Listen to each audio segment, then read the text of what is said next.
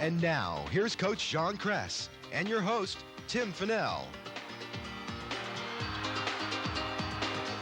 And welcome back to the John Kresse Show, everybody. Coach, the Citadel game.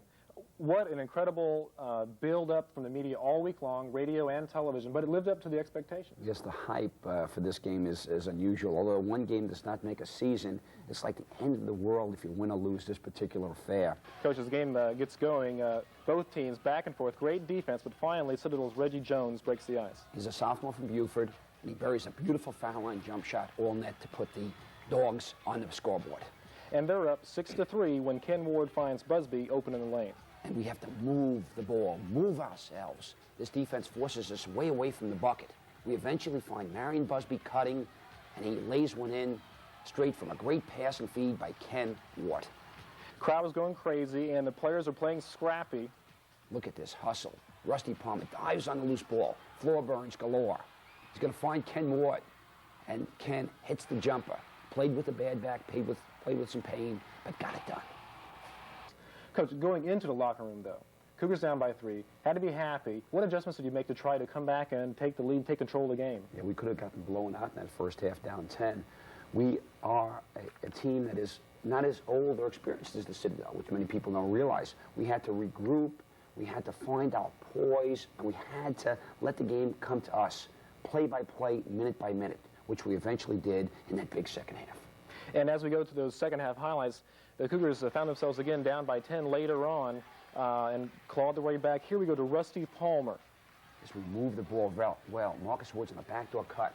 Rusty fills the area and hits a very soft shot from the outside, which we needed badly. Cougars down 26-30. And Schonenberg, a good follow-up after a miss by Harris. That makes it 28-34. Busby here, finding range from three-point land. He fights so hard and missed by Pat King. There's Anthony Johnson, freshman. He's going to look around, and we're going to have Rusty Palmer. Good screen. Johnson for Busby, and the first three-point, and the only one we made in this particular ball game. It's hard to score underneath. We eventually get it to Chris Jackson. Yes, Marion on the miss, but we're fighting for those loose balls. We want this badly. Pat can't come up with it. Marcus on a steal. Eventually, Marion Busby on a miss, but there's Chris Jackson. A big 4 points. That shot, an inside play, and some foul shots down the stretch. Pat King eventually ties it up 49-all. Citadel goes up, but we find Jackson again underneath. Yes, and Chris wanted the ball. Low post, jump hook, over Reggie Jones. Big basket as Chris is playing with 4 fouls.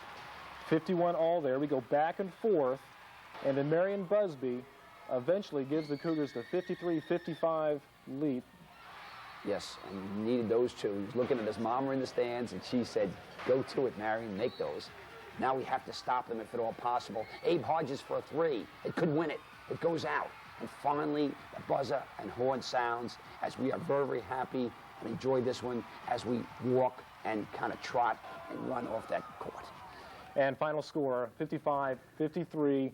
Pull it out at the end. Citadel led most of the game, but we're able to pull it out. Coach, perhaps the experience of playing and winning big games really helped the Cougars. Yes, I'm so proud of this effort in the second half. We could have folded the tent.